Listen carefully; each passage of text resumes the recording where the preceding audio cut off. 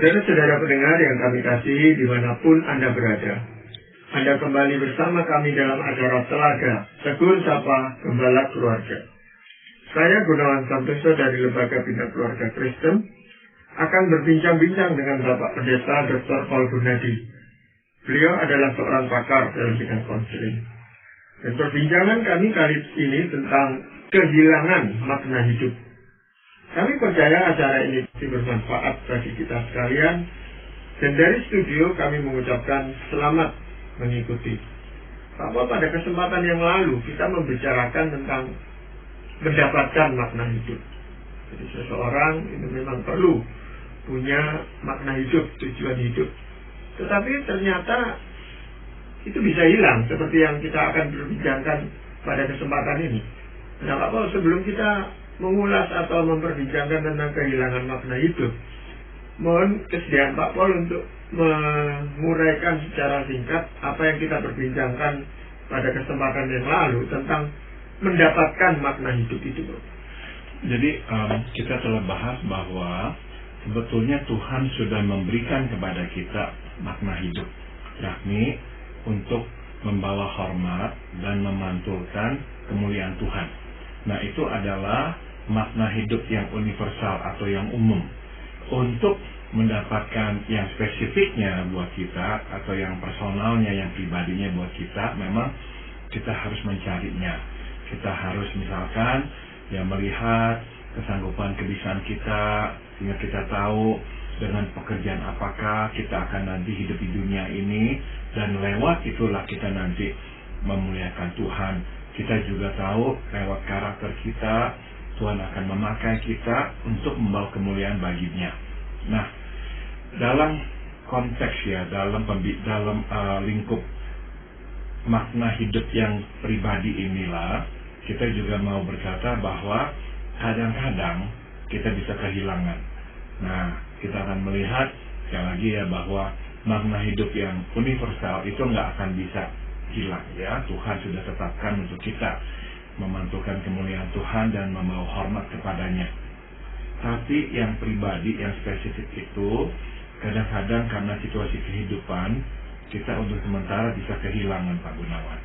Ini mungkin tolong Pak Paul jelaskan bagaimana ada yang secara umum dan yang spesifik ini tadi di dalam diri kita, yang satu bisa hilang, yang satu tidak bisa hilang, itu bagaimana Pak? Oke, saya akan langsung saja bahas hal ini supaya kita lebih jelas lagi. Kehilangan makna hidup dapat terjadi akibat hilangnya pekerjaan.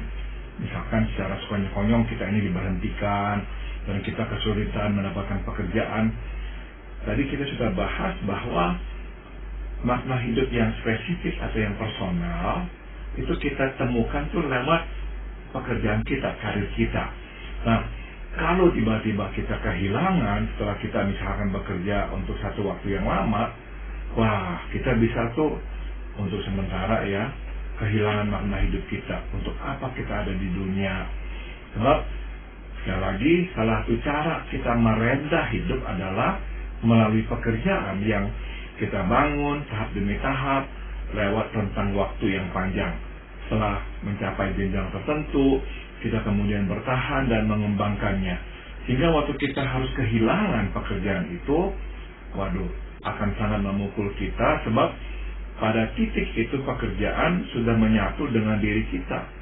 Akhirnya kita tergoncang dan kehilangan makna hidup. Nah, jika ini yang terjadi, udah untuk sementara izinkan diri untuk bersedih. Sebab kehilangan kerja identik dengan kehilangan sebagian diri kita.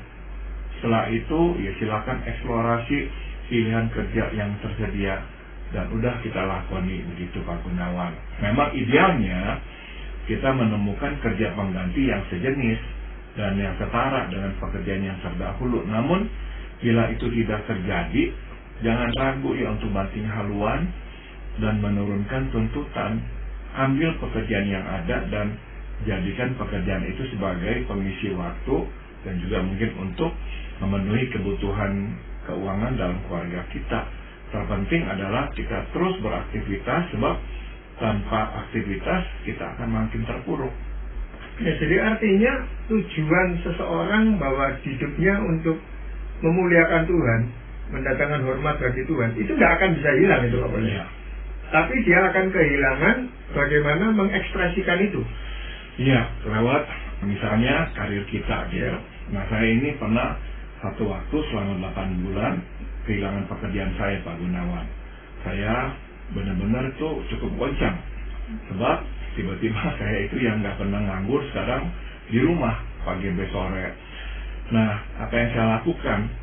Saya tetap seminggu sekali atau seminggu 2 kali akan pergi. Saya akan mengunjungi orang-orang yang memang perlu dikunjungi, bicara dengan mereka, menghibur mereka. Dan puji Tuhan ada juga yang mengundang saya sekali-sekali untuk menyampaikan firman Tuhan, itu saya lakukan. Tapi untuk satu waktu memang nggak bisa enggak ya. Waktu kehilangan pekerjaan itu, saya lumayan tergoncang. Tapi saya ingat, saya masih punya tujuan hidup yang Tuhan berikan itu, yakni membawa hormat dan memantulkan kemuliaan Tuhan. Dan saya bisa menggenapinya bukan hanya lewat pekerjaan saya, tapi juga lewat siapa saya, karakter saya. Bagaimana telah kita bahas tadi, waktu saya ini baik kepada orang, mengasihi orang, menolong orang, saya juga sedang menggenapi tujuan hidup itu.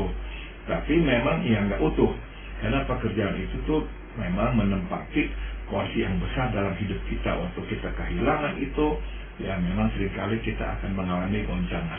Tapi kan itu pekerjaan ini, dalam hal ini pekerjaan ya Pak Bos, itu kan untuk kepentingan kita, bukan untuk sesuatu yang mendukung makna hidup itu tadi. Pekerjaan kita memang udah tentu ya Tuhan sediakan untuk kepentingan kita, memenuhi kebutuhan kita. Tapi kalau kita lakukan itu bukan saja memenuhi kebutuhan kita, tapi kita tahu ini nantinya ini untuk membawa kemuliaan bagi Tuhan, kita akan mengerjakan pekerjaan itu dengan lebih bersemangat, dengan lebih memikirkan dampaknya, positifnya buat orang, sehingga kita nggak hanya memikirkan diri sendiri. Saya berikan contoh Pak Gunawan ya. Seorang pengusaha bisa ya membuka sebuah perusahaan untuk dirinya atau untuk nantinya membawa kemuliaan bagi nama Tuhan. Kalau dia mempunyai konsep perusahaan saya ini nantinya untuk membawa hormat dan memantulkan kemuliaan Tuhan, misalnya dia akan menerapkan kebijakan-kebijakan yang dia tahu adil, baik buat pegawai-pegawainya. Dan kalau ada pegawai yang kesulitan atau apa, nggak bisa kerja atau apa, dia nggak langsung berhentikan, dia berikan bantuan, dapatnya. Atau misalnya ada yang perlu untuk rumah atau apa, nah misalnya dia akan bisa sediakan pinjaman sehingga orang bisa meminjam uang untuk membeli rumah dan sebagainya. Dengan kata lain, pekerjaan yang sama atau perusahaan yang sama bisa menjadi dua lembaga yang sangat berbeda. Yang satu pokoknya untuk keuntungan si empunya, tapi yang satunya bisa untuk kepentingan bersama dan kepentingan orang-orang lain. Nah, itu dibedakannya oleh tujuannya. Kalau orang mengerti dia ada di sini untuk memuliakan Tuhan, nah dia akan nanti mengarahkan semua yang dia lakukannya ke arah itu. Jadi sebenarnya makna hidupnya itu tidak benar-benar hilang di dalam diri seseorang yang sudah pernah mendapatkan makna hidup gitu Pak. Betul. Jadi meskipun dia kehilangan pekerjaan, dan saya nggak menyangkal kehilangan pekerjaan bisa menggoncangkan kita, tapi ya kita tetap bisa jalan terus karena kita tahu makna hidup kita itu lebih dari sekadar pekerjaan kita. Jadi yang hilang ini adalah pendapatan kita, tetapi makna hidup ini kan tetap bisa kita lakukan seperti tadi Pak Wal katakan, dengan mengunjungi orang, dengan memberikan penghiburan kepada orang lain dan sebagainya. Itu kan masih tetap menunjukkan bahwa kita itu masih punya makna hidup di sini. Betul. Cuman pendapatan memang tidak dapat, itu penghasilan kita yang hilang. Betul, jadi memang nggak utuh, nggak seperti dulu, tapi kita tetap masih bisa menggenapi makna hidup yang Tuhan berikan kepada kita. Cuman gini Pak Wal, kadang-kadang kalau kita itu sudah kehilangan makna hidup, kehilangan pekerjaan dan kita kehilangan penghasilan, lama-lama pemikiran kita tentang makna hidup itu pun luntur gitu loh Pak Pon. Bisa Pak Gunawan. Nah, ini membawa kita kepada poin berikutnya ya. Kadang-kadang ya kehilangan makna hidup dapat terjadi akibat disilusi dengan hidup Pak Gunawan. Mungkin ya kita ini pernah mengharapkan sesuatu, namun tidak mendapatkannya. Sebagai akibat, kita kecewa. Begitu kecewanya kita sampai-sampai kita kehilangan makna hidup. Misalkan deh ya, kita ini berharap ya bahwa kita akan dikaruniakan anak, akhirnya kita diberkati dengan anak. Masalahnya adalah sejak lahir anak ini bermasalah, sehingga harus menjalani begitu banyak pengobatan, operasi dan sebagainya. Tidak bisa tidak, kita kecewa. Dan dalam kondisi kecewa, kita kehilangan makna hidup. Atau kita mengharapkan bahwa setelah menjadi orang Kristen, kesulitan yang sedang dihadapi dapat berlalu. Ternyata itu tidak terjadi, sebab Tuhan menghendaki kita menghadapi masalah bersamanya, bukan melarikan diri dari masalah. Bila ini yang terjadi, tidak bisa tidak, kita kecewa. Dan dalam kekecewaan, kita dapat kehilangan makna hidup sebagai orang Kristen. Nah, jadi pertanyaannya adalah, apa yang mesti kita perbuat ya dalam situasi seperti ini? Jawabannya adalah, kita harus mempercayai Tuhan dan keputusannya, walau kita tidak mengerti apa yang tengah terjadi. Ya, Bapak, yang dimaksud dengan disilusi itu apa, Bapak? Disilusi sebetulnya adalah kekecewaan yang dalam, bahwa kok hidup ini enggak terjadi seperti yang kita harapkan. Jadi akhirnya, aduh kok seperti ini ya hidup ya. Jadi memang itulah yang disebut disilusi, Pak Gunawan.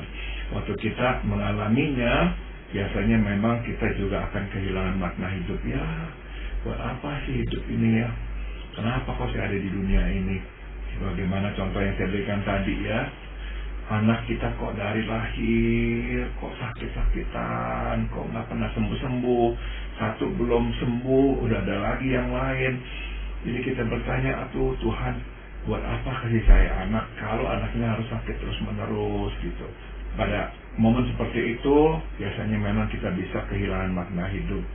Namun ya, kita tadi ya saya sudah singgung, harus percaya Tuhan dan keputusannya, walau kita tidak mengerti. Kita mesti ingat Tuhan mendasari keputusannya atas kasih dan rencananya yang baik. Kita tidak tahu apa rencananya, tapi kita hanya tahu Dia mengasihi kita, dan semua yang keluar dari dirinya keluar dari hatinya yang baik. Jadi serahkan kepada Tuhan dan terimalah apa yang ditetapkannya. Iya, Bapak, seperti kalau pekerjaan ya, kalau pekerjaan itu hilang dari kita masih bisa mencari kegiatan yang lain gitu. Tapi kalau anak yang seperti contoh yang kedua ini tadi, Bapak, memang jauh lebih susah, Pak Gunawan. Betul ya, kalau pekerjaan kita bisa gantikan atau apa, tapi kalau ini misalkan anak ya, atau ada suami atau ada istri yang tiba-tiba menderita sakit yang berat, itu kan sesuatu yang kita nggak bisa gantikan dan kita hanya bisa terima ya. Memang jauh lebih sulit ya.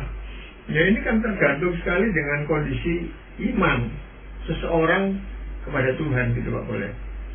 Makin dia beriman, katakan dia makin mengerti apa yang Tuhan mau kerjakan di dalam kehidupan ini. Tapi bagaimana kalau tidak gitu, Pak? Ada orang yang memang nggak mengerti ya, karena memang ya nggak begitu mengenal firman Tuhan, sehingga akhirnya waktu ini terjadi reaksinya adalah marah kepada Tuhan. Kok Tuhan kok tega ya membiarkan ini terjadi pada diri saya? Kok Tuhan kok nggak menolong saya? Kok malah Tuhan kan membiarkan saya mengalami semua ini? Memang akhirnya ya ada orang yang kecewa berat kepada Tuhan dan marah kepada Tuhan. Namun lalu kita bisa percaya Dia baik, apapun yang terjadi ya, Dia baik, Dia mengasihi kita. Kalau Dia tidak mengasihi kita, Dia tidak akan mati untuk dosa-dosa kita. Dia menderita begitu hebat demi kita, itu berarti Dia mengasihi kita. Kalau kita pegang itu, maka kita akan nanti memandang penderitaan kita atau kesusahan kita dari bingkai yang lebih besar lagi, yaitu bingkai Tuhan. Dia sedang merangkai sesuatu, Dia sedang mengerjakan sesuatu, dan kita tengah menggenapi tujuannya. Berarti ini bisa dipersiapkan sebelumnya. Artinya kan seseorang itu harus siap untuk menghadapi kondisi yang jelek seperti ini gitu, Pak. Betul. Jadi ya mungkin untuk menolong saya bisa berikan perumpamaan ya. Kita ini pasti pernah main puzzle ya. Kepingan-kepingan yang kita harus tempelkan menjadi sebuah gambar yang besar ya. Nah, kita ini adalah satu keping yang Tuhan taruh. Nah, kita tidak bisa memang melihat gambar utuhnya karena ya kita hanya tahunya kita satu keping ini saja. Tapi sebetulnya waktu satu keping ini digabung dengan kepingan-kepingan yang lainnya, akhirnya membentuk sebuah gambar yang bermakna, gambar yang indah.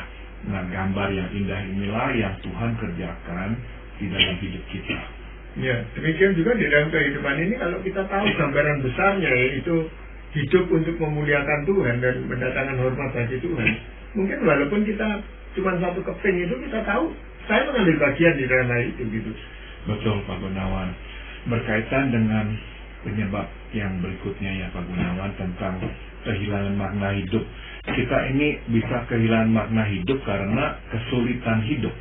Seperti Ayub ya, kita ini misalnya ya bisa mengalami musibah demi musibah, akhirnya kita lelah dan tidak tahu mesti berbuat apa.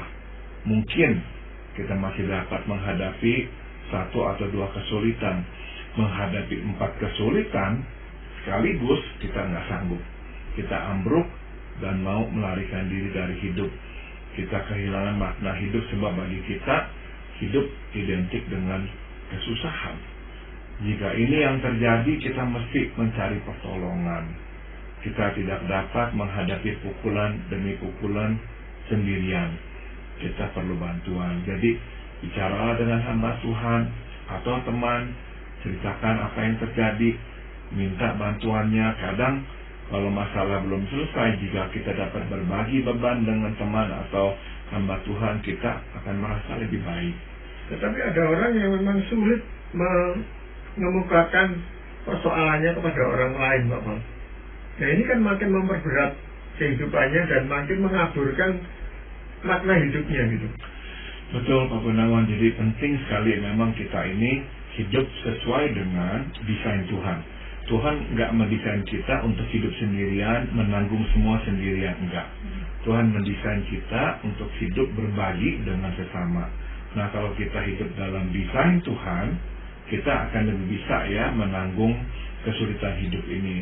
Tapi kalau kita keluar dari desain Tuhan, ya kita akan lebih sulit. Nah, hidup memang nggak selalu mulus. Kadang kita harus mengalami kesulitan. Misalnya, ada orang yang usaha kerja. Satu gagal, mulai lagi yang satunya, gagal lagi, mulai lagi satunya, gagal lagi, berkali-kali gagal Pak Gunawan. Akhirnya, wah, benar-benar rasanya tuh nggak kuat lagi. Nah, dalam kondisi kita rasanya nggak kuat lagi, kita bisa kehilangan makna hidup itu. Tapi kalau kita bisa berbagi, cerita sama orang, Tuhan akan memakai orang-orang itu untuk menguatkan kita atau untuk menolong kita. Nah, waktu kita menerima pertolongan dari orang, penguatan dari orang, seringkali Pak Gunawan, kita jadinya lebih mengerti itu tujuan hidup atau makna hidup yang Tuhan tengah kerjakan dalam hidup kita. Tapi kan ada kesulitan hidup atau bahkan sakit penyakit itu yang membuat seseorang justru lebih dekat dengan Tuhan.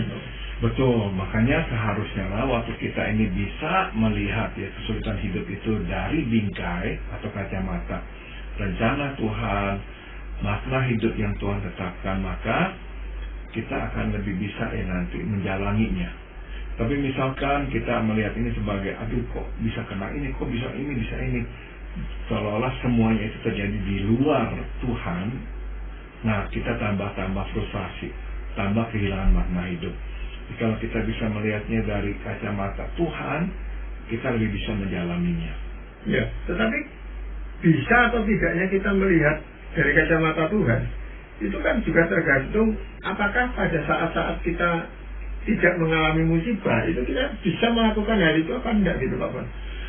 Betul, memang saya harus akui nggak selalu gampang Pak Gunawan ya, tapi saya udah melihat ya orang-orang yang menderita ya dalam hidup, yang misalnya sakit berat gitu Pak Gunawan, dan saya melihat orang-orang yang dekat dengan Tuhan ya, waktu mengalami sakit penyakit yang berat itu, dia akan memang memandangnya itu dari kacamata Tuhan.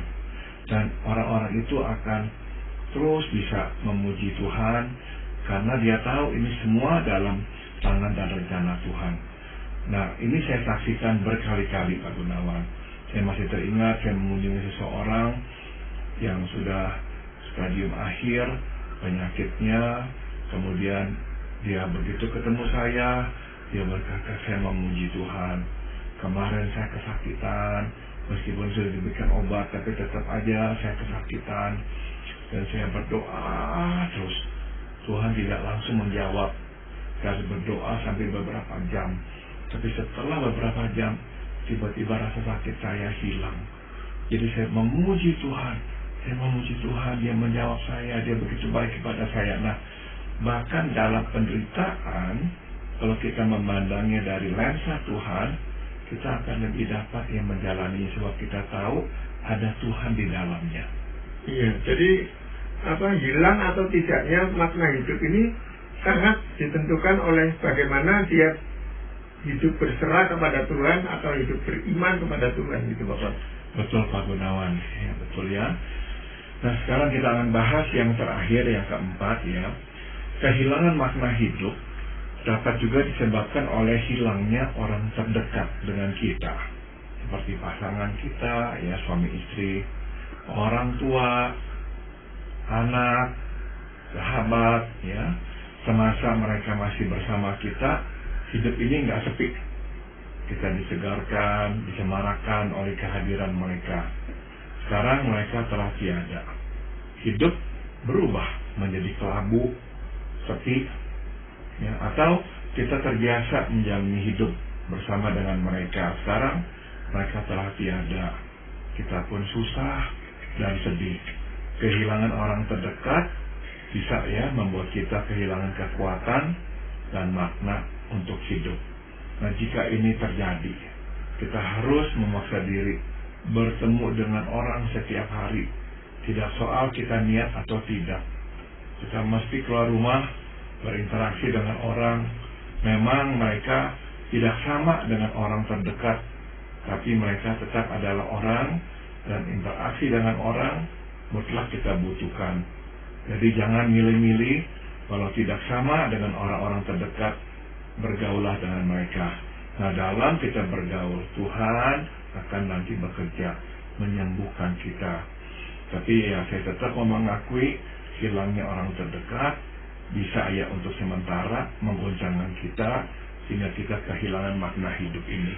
Kedekatan ini tentunya lebih banyak dipengaruhi oleh kedekatan emosional itu, Pak. Betul. Bukan hanya kedekatan secara fisik gitu. Betul. Ada orang yang walaupun dekat secara fisik, tetapi secara emosional jauh. Kalau orang itu hilang, dia tidak terlalu merasakan dampaknya, Pak. Betul sekali, Pak Gunawan. Jadi memang yang kita bicarakan di sini adalah kedekatan emosional ya. Waktu dia nggak ada, kita biasanya memang akan tergoncang. Sebab seringkali kita ini mempunyai konsep seperti ini. Kita ini sedang menggenapi makna hidup, atau hidup kita menjadi bermakna karena kita bersama dengan orang terdekat ini. Misalnya istri kita atau suami kita atau anak kita. Jadi waktu orang itu tidak ada lagi, kita seolah-olah berkata, udah hilanglah makna hidup. Kita lupa bahwa makna hidup sebetulnya Tuhan berikan kepada kita secara pribadi. Bukan berdua atau bertigaan baru menemukan makna hidup kalau kita bersama-sama dengan orang. Enggak ya, jadi kita masing-masing pribadi ini juga sudah menerima makna hidup dari Tuhan. Jadi meskipun orang yang terdekat tidak ada lagi, Tuhan tetap mempunyai tujuan untuk kita ada di dunia ini. Tetapi kan memang kalau kita itu sudah disatukan oleh Tuhan ini dalam hubungan suami istri gitu Pak ya. Lalu yang satu atau pasangan ini tidak ada, memang kan itu seolah-olah ada yang hilang di dalam kehidupan ini gitu Bapak. Betul, betul. Ya, jadi memang saya nggak sangka kita untuk sementara akan bisa tergoncang ya, dan hidup kita nggak lagi sebahagia dulu. Ya, saya kira itu juga betul Pak Gunawan. Dalam pengembalaan ya kadang melihat ya, ada orang yang kehilangan suami atau istri setelah menikah berpuluhan tahun dan sekarang hidup sendiri. ya tetap kesepian. Ada yang ditampung oleh anak, tapi tetap juga kesepian karena nggak sama. Jadi ada orang yang memutuskan untuk tidak terlalu dekat secara emosional dengan orang-orang yang dekat secara fisik ini. Itu bagaimana ya Pak Mulya? Saya ngerti ya, karena mungkin orang itu takut ya, nanti saya kalau nggak ada dia, dia akan sengsara. Tapi ya kita mesti yakin dah, ada kekuatan Tuhan, ada pertolongan Tuhan, kalau sampai itu harus terjadi. Iya. Kalau Pak Paul sarankan supaya orang-orang ini sering bertemu dengan orang lain setelah orang terdekatnya ini meninggal atau sebagaimana, apa yang harus dia bicarakan dengan orang lain itu Pak Paul? Ya memang nggak harus mendalam bermakna kayak gimana, enggak, tapi ya ngobrol-ngobrol biasa, beraktivitas bersama. Nah nanti lama-kelamaan misalnya memang ada kecocokan, ya kita bisa bicara hal-hal yang lebih dalam. Kita bisa bercerita kesedihan kita, kesepian kita. Nah nanti orang itu bisa mengingatkan, menghibur kita. Nah dengan cara itulah ya kita masih bisa menjalani hidup ini, menggenapi tujuannya. Nah justru kadang-kadang kalau kita menasehati atau menyarankan orang yang baru kehilangan pasangannya misalnya itu untuk mau berinteraksi dengan orang lain, ini dia mengatakan aku malas. Biasanya begitu Pak Gunawan, makanya tadi saya gunakan kata yang mesti paksa diri untuk keluar, untuk bertemu sama orang. Nah Bapak, untuk menyimpulkan perbincangan kita ini, apakah ada firman Tuhan yang ingin Bapak sampaikan? Ada ya, diambil dari Ratapan 3 ayat 22 hingga 25. Tidak berkesudahan, kasih setia baru setiap pagi, besar baik yang sejati berasal dari Tuhan, dan hanya dapat diberikan iman, pertebal ketaatan, makna hidup lahir, dan bertumbuh. Terima kasih sekali Pak Paul untuk perbincangan ini. Para pendengar sekalian, kami mengucapkan banyak terima kasih Anda telah mengikuti perbincangan kami dengan Bapak Pendeta Dr. Paul Gunadi dalam acara Telaga Tegur Sapa Gembala Keluarga. Kami baru saja berbincang-bincang tentang kehilangan makna hidup. Bagi Anda yang berminat untuk mengetahui lebih lanjut mengenai acara ini, silakan menghubungi kami lewat surat. Alamatkan surat Anda ke Lembaga Bina Keluarga Kristen atau LBKK, Jalan Cimanuk 56, Malang. Kami juga mengundang Anda mengunjungi situs kami di www.telaga.org. Saran-saran, pertanyaan, serta tanggapan Anda sangat kami nantikan.